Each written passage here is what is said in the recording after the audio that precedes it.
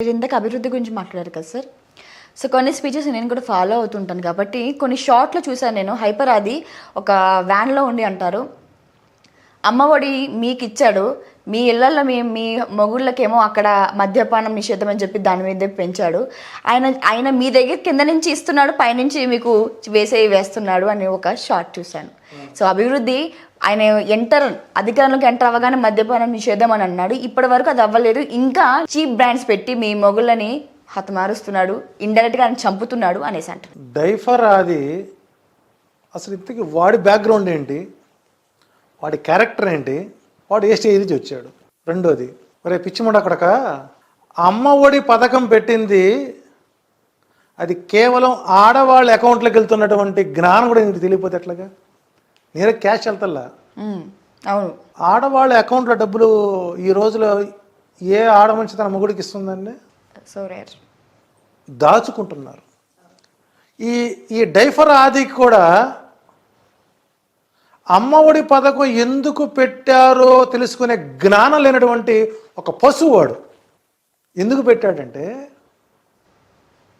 తల్లిదండ్రులు ఆర్థిక పరిస్థితిలో ఉంటే 500 రూపాయలు మగవాడికి, 200 రూపాయలు ఆడవాళ్ళకి, పిల్లలకి 100 రూపాయలకి కూలికి పనులకు వెళ్తుంటే ఓదార్పు యాత్రతో పాటు పాదయాత్ర చేసినప్పుడు చేలల్లో పిల్లలు, రే నీ దరిశిలో పాదయాత్రకు వచ్చినప్పుడారా తెలుసుకో, ముందు వచ్చినప్పుడు కూర్చోబెట్టి ఇంత చిన్న పిల్లలు ఎందుకు పనులు చేస్తున్నారంటే అప్పుడు క్యాలిక్యులేషన్ వేశారు.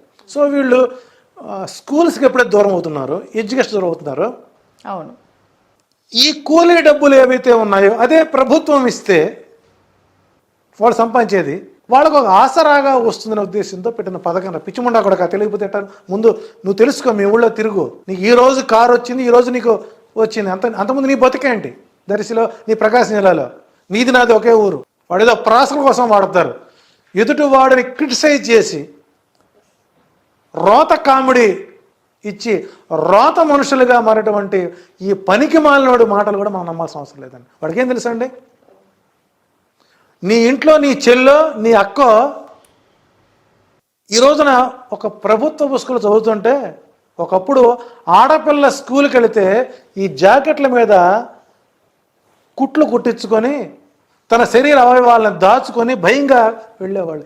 ఈ రోజున జగన్ అనేటువంటి వ్యక్తి వచ్చిన తర్వాత విద్యా కానుక కింద శరీరం ఏ అవయవాలు కనపడకుండా వస్త్ర ఆచ్ఛాదన ఇచ్చి మంచి భోజనం పెట్టి, ఒకప్పుడు ఆడపిల్ల మూత్రానికి పోవడం ఎంత బాధపడేదంటే చెట్ల కోసం చాటుకు వెళ్ళేవాళ్ళు. ఈరోజు సగర్వంగా వాళ్ళ ఇంట్లో వాళ్ళు పోతున్నట్టు పోతున్నారు. అది నీ కంటికి కనపడేదా డైఫర్? అది నువ్వు మాట్లాడతావా? నువ్వెంత, నీ బతుకెంత? నువ్వంత మగోడవైతే, మనగాడవైతే, వైసీపీ పార్టీ విమర్శించే స్థాయి నీకుంటే, తాడేపల్లి సీఎంఓ టోల్ గేట్ మీద చేయి, నా దమ్మెంటో చూపిస్తా నీకు. ఇతను ట్రై చేశాడు దర్శి సిటీ కావాలని, నేను తక్కువడం కాదండి. ఇప్పుడు ప్రచారం చేస్తుంది. మరి మధ్యలో ఎందుకురా అన్ని రోజులు ఫోన్ ఆపేసుకున్నావు? సభలో వాగాడు ఇట్టాగే. అంటే సజ్జల రామకృష్ణారెడ్డి గడ్డం గీర్చుకున్న వయసు లేదు నీది.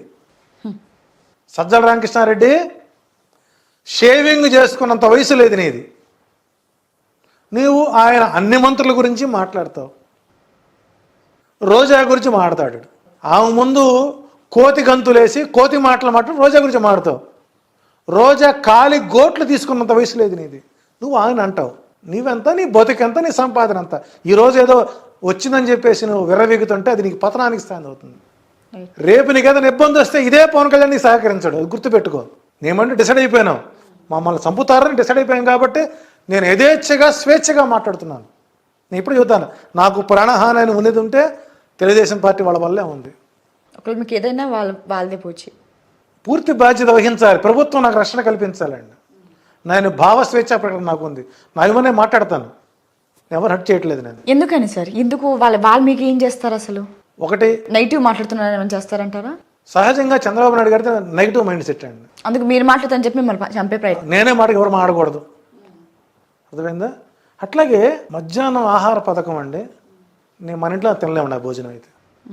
ఈ రోజున సోనా మసూరి బియ్యాన్ని అన్నం క్యాంటీన్ అని అన్నా క్యాంటీన్ అది ఒక వాళ్ళ కమ్యూనిటీకి పెట్టుకున్నటువంటి ఆహార పథకం అండి. అది అన్నా క్యాంటీన్లో 5 రూపాయల చొప్పున నువ్వు కట్టించుకొని 58 రూపాయలు ఖర్చు పెట్టారండి. 58 ప్లస్ 5 రూపాయలు 62 రూపాయలు నీవు ప్రభుత్వ ధనాన్ని దుర్వినియోగం చేసి 5 రూపాయలకి అన్నా క్యాంటీన్లు పెడతావా? నీ పరిపాలనలో కూడా అడుక్కు తినేవాళ్ళు, అన్నం పట్టని వాళ్ళు ఉన్నారనేగా నీ ఉద్దేశం. ఈ దరిద్రం చూపించింది నువ్వేగా. తిన్నది ఎవరండి? అన్నా క్యాంటీన్ తిన్నవారు బడుగు బలహీన వర్గాలు తినలేదండి. నేను ప్రత్యక్షంగా వాళ్ళ కమ్యూనిటీ వాళ్ళ కారులో కూర్చొని వెళ్తున్నాం. ఒక ఆమె ఫోన్ చేసింది, అక్క నేను అన్నా క్యాంటీన్ దగ్గర ఉన్నా, బాగుంది అక్క భోజనం, ఇక్కడ సాంబార్ అన్నం పెరుగన్నం పెడుతున్నారు, ఇంతకంటే ఎక్కువ తింటా ఇక్కడ నవటల హోటల్లో. ఇక్కడికి వచ్చే కంతా మనవాళ్ళు ఉన్నారు, నీ వాళ్ళు తిన్నారు అన్న క్యాంటీన్లో, నీ వాళ్ళ కోసం పెట్టుకున్నావు అన్న క్యాంటీన్లో, నీ జన్మ కౌంటర్ కోసం పెట్టావు అన్న క్యాంటీన్లో. 5 బడుగులు తింటే 95 మంది నీ వాళ్ళు తిన్నారు, నీ వాళ్ళకి నువ్వు పెట్టుకున్నావు.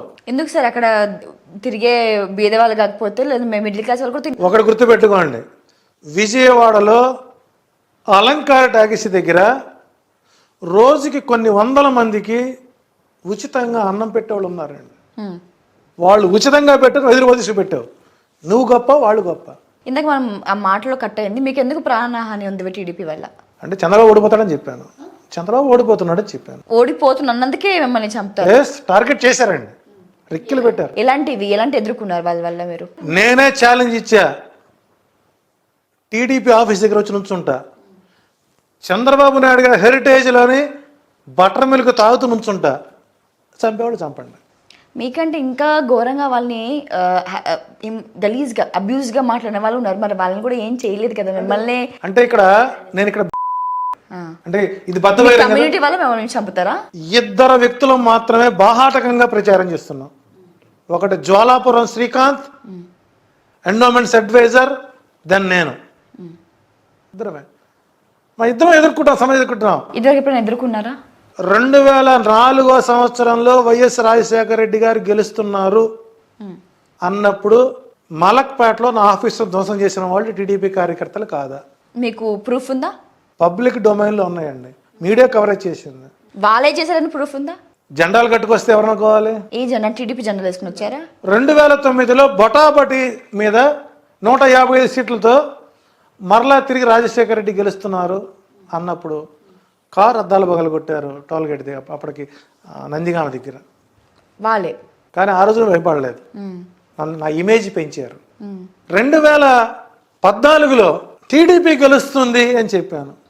ఇప్పుడు కొంతమంది వైసీపీ అధికారులు వాళ్ళు కొట్టారు. 2019లో తిరిగి మళ్ళీ అధికారంలోకి వైసీపీ వస్తున్నాం, ఆ రోజు నన్ను ఇబ్బంది పెట్టారు టీడీపీ వాళ్ళు. 24లో వస్తుందనని ఇబ్బంది పెడతారు. ఇది ఈసారి నేను వాళ్ళకి దొరకకుండా కారులోనే తింటున్నాం, కారులోనే పడుకుంటున్నాం, కారులో చాప దిండు దిప్పటి బకెట్ పెట్టుకున్నాం, ఒక కెమెరా పెట్టుకున్నాను, నా వాయిస్ని ఇస్తున్నాను.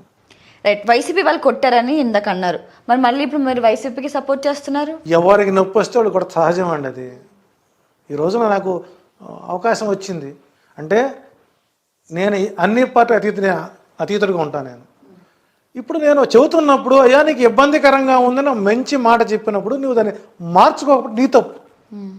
అక్కడ స్పీడ్ లైన్ ఉంటుంది, అవును, 80 కిలోమీటర్ స్పీడ్తో వెళ్ళమంటారు, 120 పోతే అక్కడ ఇబ్బందికరమైన ఇండికేషన్ ఇచ్చారు నీకు, దాన్ని మీరు ఎందుకు పాజిటివ్గా తీసుకోవటం లేదు అంటే మీకు వ్యతిరేకంగా మాట్లాడితే వాళ్ళని హతమారుస్తూ ఉంటారు. ఇది నీ పార్టీ యొక్క లైనప్. రైట్. సో కాబట్టి ఏదైనా చేయని సిద్ధం, జగన్ సిద్ధం, నేను సిద్ధం దేనికైనా సరే. సో కాబట్టి ఇక్కడ డైఫర్ ఆది గురించి మనం చాలా తక్కువ మాట్లాడుకుంటున్నాం, చాలా ఎక్కువ మాట్లాడుకున్నాం ఆయన గురించి. ఎందుకంటే అతను పెద్దవాడిని చేయకూడదు మనం. వాడేవాడండి ఎదుటి వాడి పర్సనాలిటీ మీద రొచ్చు జోకులేసుకున్నవాడు కూడా వాడు రైటరు, వాడు ఒక యాక్టర్. అది మన దౌర్భాగ్యం. జనాలు ఎంటర్టైన్మెంట్ చేస్తున్నారు కాబట్టి ఆయన ఎంటర్టైన్ అవుతున్నాడు. వాడి మాట్లాడిన వీళ్ళంతా నీతిగా ఆలోచించాలి. అలాంటి వాళ్ళని సభ్య సమాజం ప్రోత్సహించకూడదండి. కాబట్టి డైఫర్ ఆది మాటలు నా దృష్టిలో వరకు చెప్పాలంటే ఆడ గజ్జి కుక్క అని చెబుతాను నేను, పిచ్చి కుక్క. సార్ ఇంకా చివరిగా రోజా గారి గెలిపోవటం గురించి చెప్పండి. సో రోజా గారు ఒక 1 week back half an hour మీట్లో కొన్ని నిమిషాలు చెప్పుకొచ్చిన గ్రహ ఫలితాలు గోచర ఫలితాలు వ్యతిరేకంగా ఉన్నప్పుడు దైవ బలం సహకరిస్తుంది. సో ఇక్కడ అకాల్డెడ్ సైన్స్ పూర్తి స్థాయిలో ఆమెకు సహకరిస్తుంది. సో వ్యతిరేకత అనేటువంటిది వ్యతిరేకం ఉన్నదన్నోడు ఎవడు పోలింగ్ బూత్లో ఓటేయడు, ఆడు ఓట్లు లేనివాడే మాట్లాడతాడు అక్కడ. సో కాబట్టి ఇక్కడ రోజా గతం కంటే మెరుగైనటువంటి ఓటు శాతంతో అంటే లాస్ట్ రౌండ్లో గెలిచే అవకాశాలు ఉన్నాయి, ఇబ్బంది ఏం లేదు.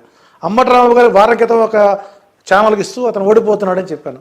మా పవన్ కళ్యాణ్ పుణ్యమా అని అంబటి రాంబాబుని కూడా గెలుపుకు అవకాశాలు దగ్గర తీసుకొచ్చాడు. సో ఆయన దాన్ని రికవరీ అవుతున్నారు.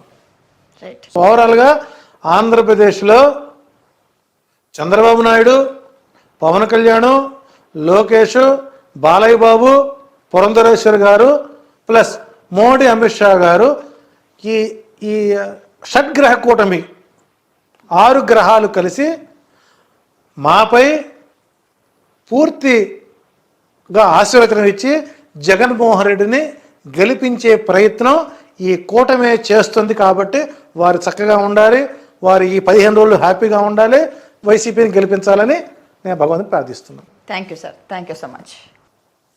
ఇప్పుడు ఆపరేషన్ లేకుండానే మోకాళ్లకు ప్లాస్మా ట్రీట్మెంట్, మీ ఆర్థోపెడిక్ సమస్యలన్నిటికీ రోబోటిక్ టెక్నాలజీ ద్వారా తక్కువ ఖర్చుతో శాశ్వత పరిష్కారం, ఫ్రీ కన్సల్టేషన్, ప్రతి ట్రీట్మెంట్ పై 20% డిస్కౌంట్. ఈ ఆఫర్ కొద్ది రోజులు మాత్రమే, త్వరపడండి. V9 hospitals 9281465842.